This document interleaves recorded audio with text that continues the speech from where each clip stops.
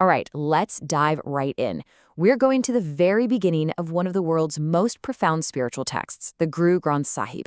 We're here to really get to grips with the Mool Mantar, which is this single verse that's said to hold the entire foundation of Sikh philosophy in just a few incredibly powerful lines.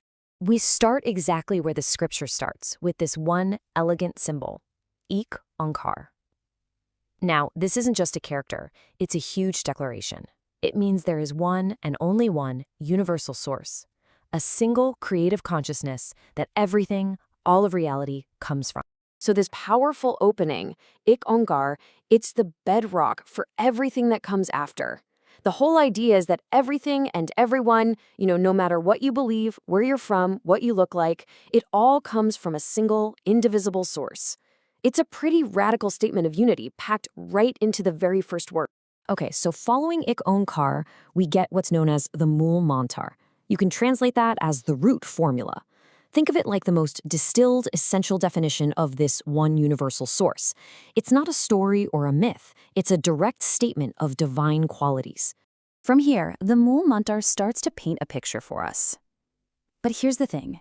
This is not a portrait of a being with a physical body or some kind of human-like personality. Nope.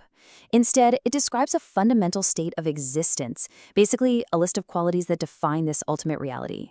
And what's so fascinating is how it begins by defining what this source is not. It is nirbhau, which means without fear, and nirvair, without hate. This immediately separates the divine from all those reactive emotions that define so much of our human experience. This source it doesn't operate from a place of fear or revenge. And the concept just gets deeper with Akal Morat. This basically translates to the image of the timeless one, a reality that exists beyond the limits of time itself. It has no beginning, no end. It's also without a specific form, which means you can't limit it to any single image or statue or physical thing. Now this is a total departure from the idea of a God that was created. Ajuni means it's unborn. It doesn't go through a cycle of birth and death like we do. And Saibung means it is self-existent, self-illuminated. Nothing else created it, it just is, by its own nature. So after laying out this incredible definition of what ultimate reality is, the text just pivots. It asks a deeply human question almost on our behalf. If that is the ultimate truth, then how do we, in our own lives, break down this wall of falsehood that keeps us from it? How do we become truthful? And this is what makes it all so practical. See, the Mool Mantar doesn't just throw this huge theological concept at you and then leave you hanging. It immediately gives us a path, an answer to that question of how we can possibly bridge the gap between where we are now and that ultimate reality. The answer that's given isn't about some complicated ritual or going on a specific pilgrimage. It's a way of life. It's about walking in alignment with hukam, the universal order. This means letting go of the ego and tuning ourselves into the natural flow of the cosmos.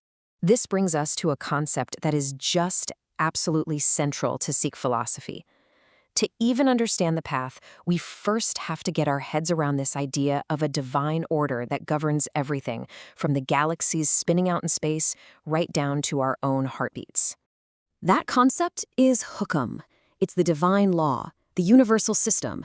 You could even call it the cosmic will that creates, sustains, and directs all of existence. It's the underlying principle that makes sure the universe isn't just random chaos, but an ordered, unfolding reality. And this concept of hukam is shown to be totally all-encompassing. It's the force that brings all forms into being. It's what determines what we see as high or low, great or small.